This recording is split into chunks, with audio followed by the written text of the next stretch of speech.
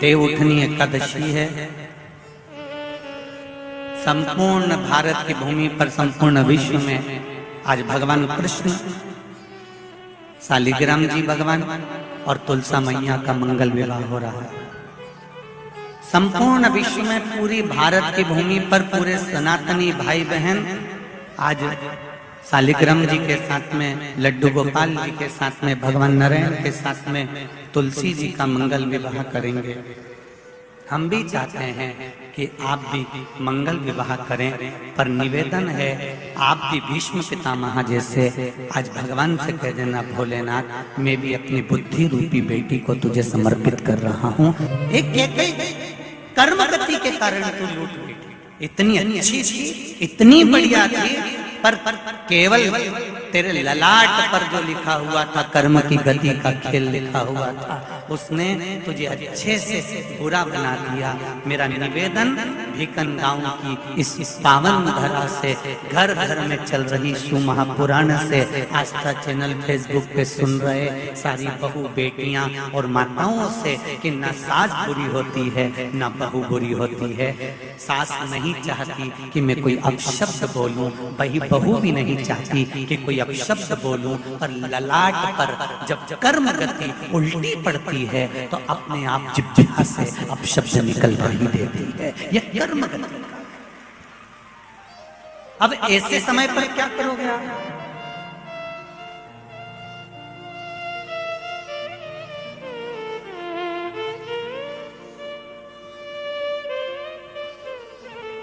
ऐसे समय पर क्या किया जाए? कार्तिक महीने में 2 वस्त्र की महत्वता होती है। ध्यान लगाना जरा, जितनी भी माताएं बैठी हैं, चाहे वो सासू माँ हो चाहे बहुएं हो, बेटियां भी कभी ना कभी बहू बनेंगी और आप भी कभी ना कभी सास बनेंगे, स्मरण रखें। कार्तिक महीने में 2 वस्त्र का विधान है, एक पीले कलर का वस्त्र और एक लाल कलर का वस्त्र। एक पीला वस्त्र है, एक लाल वस्त्र।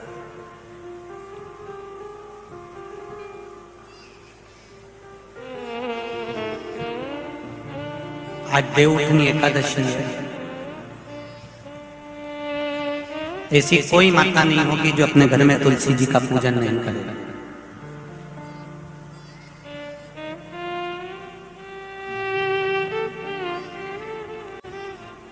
घर की मां यदि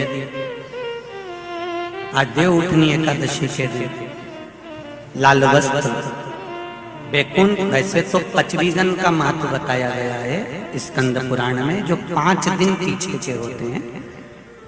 आंवला नवमी से जो क्रम पचवीगन का चालू होता है, पूर्णिमा तक, बैकुंठ चतुर्दशी के क्रम तक, उसका जो महत्व, इन 5 दिनों की महत्वता वैसे स्कंद पुराण में कही गई है, पर आप समझें उसको। लाल वस्त्र अगर कार्तिक महीने में तुलसा महारानी पर ओढ़ाया जाता है और वही वस्त्र बाद में रख लिया जाता है संभाल कर, तो उस घर में किसी कर्म गति के कारण भी अगर अपशब्द निकल रहे होते हैं तो वो अपशब्द, वो वस्त्र रोक लेता है, वो वस्त्र रोकता है। कौन सा वस्त्र? लाल वस्त्र। पीला वस्त्र इन 5 दिन में अगर तुलसा महारानी को चढ़ाया जाता है और उसको रखा जाता है, तो जिस नारी के गर्भ से संतान नहीं भी हो रही होती है, उसके कक्ष में अगर वो वस्त्र कुछ दिन तक रखा रहता है तो ये निश्चित आती है कि गर्भ ठहरता जरूर है। ये पीले वस्त्र की और लाल वस्त्र की महत्वता कार्तिक महीने में। अब कई माताएं कहती हैं कि हमारे पास में लाल वस्त्र नहीं है, हमारे पास में इतना नहीं है, तो लाल कलर का लच्छा भी तो आता है, नाड़ा। बोलो आता है कि नहीं आता? लाल तुम्हारे घर में सिलाई करने का लाल कलर का धागा तो होगा, होगा ना कि नहीं होगा? लाल कलर का लच्छा तो होगा, नहीं होगा सफेद कलर का धागा तो होगा, उसको कंकु में लाल कर। पर उस वस्त्र की महत्वता को हम समझें।